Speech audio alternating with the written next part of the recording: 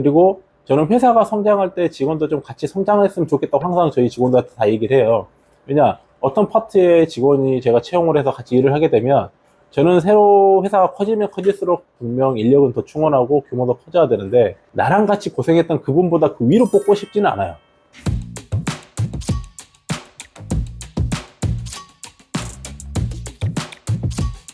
혹시 처음 창업을 하실 때 혹시 자본금은 얼마로 시작했고 그 자본금을 어떻게 모아서 시작하셨나요?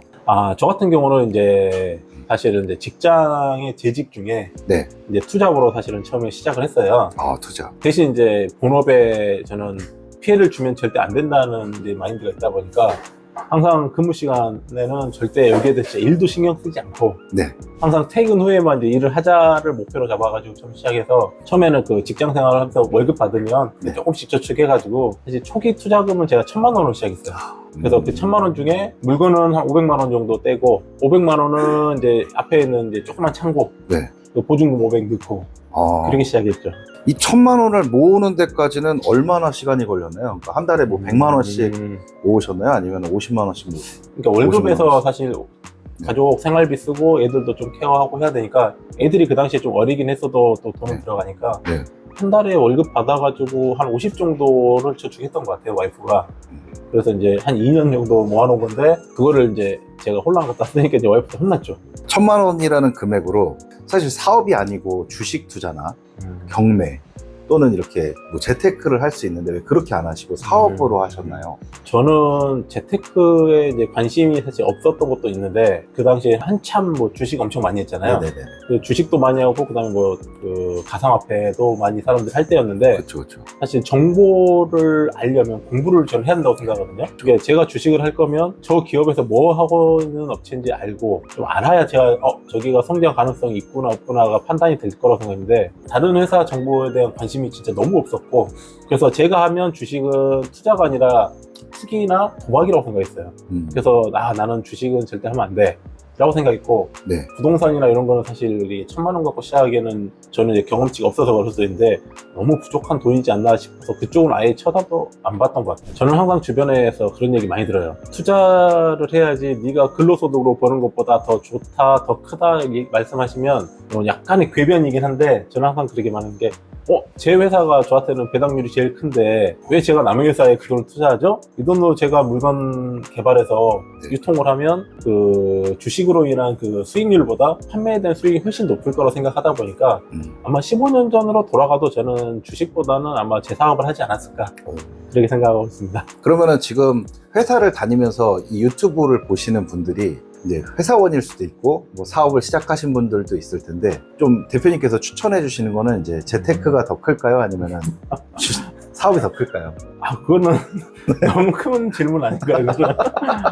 물론 저는 이제 투자 잘하시는 분들은 투자를 하는 게 맞는데 진짜 성향인 것 같아요. 진짜 뭐 관심도 많으시고 이것저것 관심 많으시고 대신 리스크를 조금 적게 갖고 싶으신 분들은 제가 볼 때는 투자가 더 나을 것 같아요. 리스크를 적게 가거든요. 왜냐면 진짜 뭐 코인이나 이런 쪽 아니고는 사실 뭐 이게 주식이 갑자기 뭐 상장 폐지나 이런 케이스들이 쉽진 않잖아요. 그 상폐 당하는 것도 사실 쉽지 않을 것 같거든요.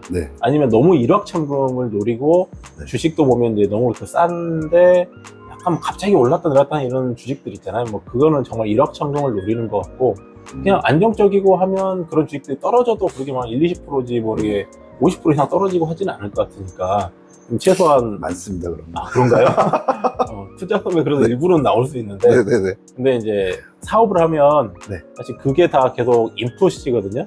아웃풋이 나오기 전까지는 계속 뭔가를 내 인건비를 투자하든 뭐 돈을 투자하든 내 시간 내 인맥 뭔가를 투자를 해야 되는데 이게 잘 됐을 때는 그게 이제 몇 배로 돌아오기도 하지만 안 되는 경우들도 주변에 좀 많이 보기도 했고 그리고 우리나라 같은 경우가 누가 조금 요즘 이거 잘 된다는데 핫하다는데 하면 다 따라해요.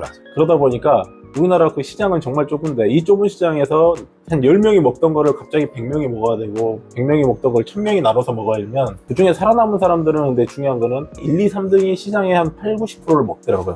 그럼 남으신 분들 뭐 4등부터 뭐 100등까지가 남은 3%가 싸워야 되는 시장이다 보니까 오히려 성공하기 좀 더 어려울 수도 있어요. 그래서 저는 누가 해서 잘 된다기보다는 이거 괜찮은데 했을 때 그 아이템에 대해서 조금 더 디테일하게 조사하고 그 남들이 잘 안 하는 거 이런 게 이제 블루오션이라고 네, 블루오션. 막 과열되어 있는 시장이 레드오션이잖아요. 네네. 근데 레드오션은 분명히 조금은 안정적이 있어요. 왜냐면 검증이 됐으니까. 그렇죠. 근데 블루오션은 사실 아무도 개척하지 않은 길이기 때문에 네. 좀 어려울 수는 있는데 네. 대신 잘 되면 나 혼자 그걸 다 많이 먹을 수 있고 내가 만약에 먼저 선점하게 되면 거기에 오리지널이라는 타이틀을 갖고 가기 때문에 그 뒤에 카피들이 따라오더라도 분명히 내가 가질 수 있는 이점이 있기 때문에 블루오션을 좀 어렵더라도 네. 개척하시는 게 사업에서 성공할 수 있는 확률이 조금 더 높은 것 같아요. 대표님께서 이렇게 사업 얘기를 하시거나 본인 상품 얘기할 때는 너무 즐겁게 얘기하시는데 사업할 때 가장 즐거울 때가 언제세요? 당연히 사업은 수익을 내려고 하는 거예요. 그렇죠. 돈을 벌려고 하는 거는 당연히 맞는 건데 사실 이제 직장 생활 할 때도 마찬가지고 사업을 할 때도 마찬가지고 돈에 대한 거보다 약간 내가 기획하고 내가 하려고 했던 게 성공했을 때 그때 돌아오는 희열이 성취감이 더 높더라고요. 그래서 회사 다닐 때도 물론 제가 기획했던 상품들이 뭐 대박 터졌다 그러면 그래봐야 월급은 똑같지만 제가 느꼈을 때는 아 저거 내 거야 라는 프라이드도 생겼고 사업할 때도 마찬가지로 내가 이거 남들이 다 안 된다고 했는데 제가 성공했을 때 그랬을 때 약간 그 안 된다는 사람들을 딱 보면서 제가 딱 한마디 해요. 되잖아 라고 그랬을 때 희열도 있고 그리고 지금까지 사업하면서 가장 좀 항상 기쁘지만 언제 그래도 좀 임팩트 있게 기뻤냐 좋았냐 하면 진짜 1,000만 원으로 시작해서 어느 순간 자리 잡고 그 돈이 좀 많이 불어나서 제가 이제 사옥 짓는다고 김포 땅 보러 돌아다닐 때가 지금 생각해도 제일 기분이 좋았던 것 같아요. 그러면은 김포에도 제가 주말에 가봐서 봤는데 사옥을 지으셨고 마곡나루에도 사무실이 있는 걸로 아는데 네네. 그 주말에 제가 갔을 때 말씀하신 게 직원 고용이 너무 어렵다. 지원자가 많이 없다. 근데 또 제가 하고 있는 영상공장이라는 회사는 지원자가 또 많으니 네네. 이유가 뭘까요? 업종에 따라서 사실 느낌도 조금 다를 수 있을 것 같기도 하고 저희 쪽에서 이제 필요하는 그 이제 직원들은 지금 현재는 저희가 예를 들어 뭐 디자이너라든지 마케터라든지 뭐 MD 쪽을 이제 주로 채용하려고 사무실도 이게 마곡나루 쪽에 일부러 또 하나 더 한 것도 있거든요. 네네. 근데 복지는 사실은 뭐 다른 데 어느 중소기업하고 비교했을 때 저희 뭐... 회사보다 좋아요. 아 그런가요? 네. 근데 이제 꾸준히 않은 것 급여도 같은데 높던데. 네. 네, 근데 이제 아직 잘 제가 홍보를 잘 못하나 봐요. 이참에 좀 홍보 한번 해주시면 안 될까요? 어떻게 직원 미래에 들어올 직원에게 한마디 네. 이렇게 영상 편지 한번. 아 그래요? 이런 것도 아니에요.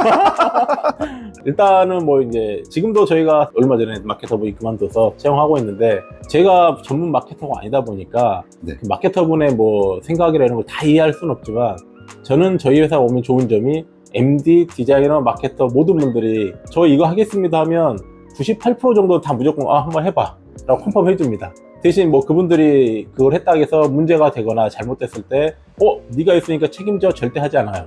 책임지라고 있는 게 대표이사이기 때문에 책임보다는 그분들이 자기가 하고 싶은 일 정말 마음껏 할 수 있게 대신 이제 뭐 돈이 너무 많이 든다 예산이 너무 많이 든다 그러면 거기서 약간은 이제 뭐 필터링이 있을 수 있지만 절대 했을 때 이건 안 돼 이건 돼 라고 얘기하지 않고 스스로 좀 잘할 수 있는 그리고 저는 회사가 성장할 때 직원도 좀 같이 성장했으면 좋겠다고 항상 저희 직원들한테 다 얘기를 해요.